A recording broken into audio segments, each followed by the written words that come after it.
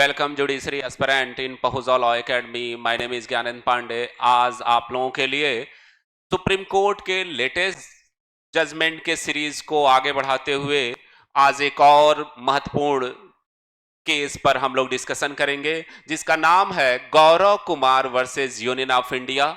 यह 30 अगस्त 2023 का जजमेंट है।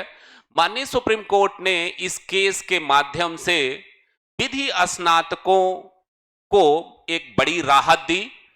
इस केस के माध्यम से सुप्रीम कोर्ट ने यह अब निर्धारित किया कि बार काउंसिल उन विधि स्नातकों को जो आर्थिक रूप से पिछड़े हैं, जो कमजोर पृष्ठभूमि से आते हैं और वो बार काउंसिल में अत्यधिक फीस के वजह से अपना नामांकन नहीं करा पा रहे हैं, उनका नामांकन न कराना, विधि व्यवसाय को न चुन पाना उनके मौलिक अधिकारों का हनन है।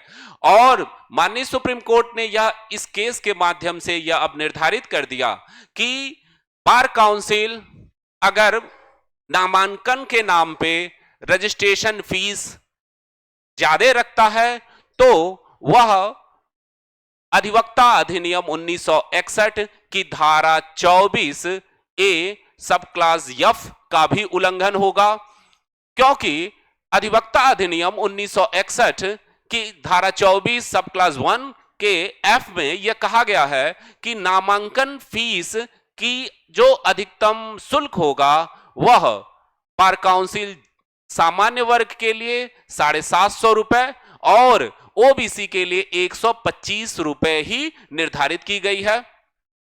इस केस के माध्यम से सुप्रीम कोर्ट ने कहा कि यदि बार काउंसिल नामांकन के मामले में जो विधि व्यवसाय करने के लिए वकील को अधिवक्ता बनने के लिए ताकि वह विधि व्यवसाय कर सके, अगर इस वजह से पैसे के वजह से वह नामांकन नहीं करा पा रहा है तो उसका मौलिक अधिकार का हनन है, व्यवसाय न चुन पाने का हनन है उनका मौलिक अधिकार, और यह अनुच्छेद 19(1)(g) के तहत मौलिक अधिकार का हनन माना जाएगा। अब जैसा कि आप जानते हो कि बार काउंसिल हर स्टेट का इस समय अत्यधिक फीस, कम से कम 15,000 से अधिक फीस नामांकन के लिए ले रहा है, जिसके वजह से जो गरीब और कमजोर पृष्ठभूमि के विद्यार्थी हैं वह इस अत्यधिक फीस के वजह से नामांकन नहीं करा पा रहे हैं। तो माननीय सुप्रीम कोर्ट ने Gaurav Kumar versus union of India के केस में यह अब निर्धारित कर दिया कि अब इस डिसीजन के बाद कोई भी बार काउंसिल केवल उतना ही फीस नामांकन के तौर पर लेगा, रजिस्ट्रेशन के तौर पर लेगा, जो अधिवक्ता अधिनियम 1961 की धारा 24(1) सब क्लास एफ में की गई है। और माननीय सुप्रीम कोर्ट ने यह भी अब निर्धारित किया कि यह जो जजमेंट है वह फ्यूचर के लिए है। अगर पास्ट में जिन विधि व्यवसाय को चुनने वाले अधिवक्ता विधि के विद्यार्थी अगर वह नामांकन करा लिए हैं तो उस दशा में वह उस बढ़ी हुई रकम को प्राप्त करने के हकदार नहीं होंगे।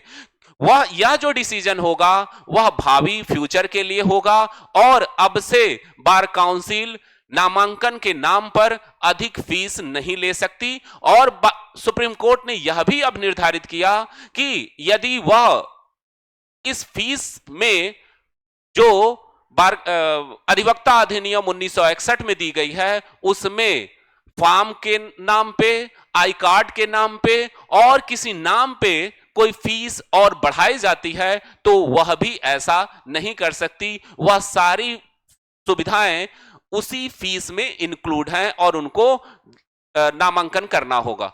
तो यह एक बहुत बड़ा फैसला है एक विधि के विद्यार्थियों के लिए जो एलएलबी की डिग्री प्राप्त कर लिए हैं, लेकिन अत्यधिक फीस होने के वजह से वह बार काउंसिल में रजिस्ट्रेशन नहीं करा पा रहे हैं। और आज जैसा कि आप जानते हो कि रजिस्ट्रेशन के बाद ही कोई जो विधि की सर्टिफिकेट विद की डिग्री धारण कर रहा है वह तभी प्रैक्टिस कर सकता है जब उसका स्टेट बार काउंसिल में रजिस्ट्रेशन हो, जिसके वजह से अत्यधिक फीस के वजह से अधिकांशतः विद्यार्थी, अधिकांशतः वकील विधि व्यवसाय करने से वंचित हो जा रहे हैं। इस फैसले के माध्यम से माननीय सुप्रीम कोर्ट ने उनको बहुत बड़ी राहत दी। तो यह एक इंपॉर्टेंट जजमेंट है आपके लिए, और यह आपके पीटी के एग्जाम में, प्रारंभिक परीक्षा के में यह case Gaurav Kumar versus union of India निश्चित ही आएगा। आप इसको देखें और यह आपके लिए एक महत्वपूर्ण इंफॉर्मेशन है। इसी इंफॉर्मेशन को देने के लिए मैं प्रेजेंट हुआ था। धन्यवाद।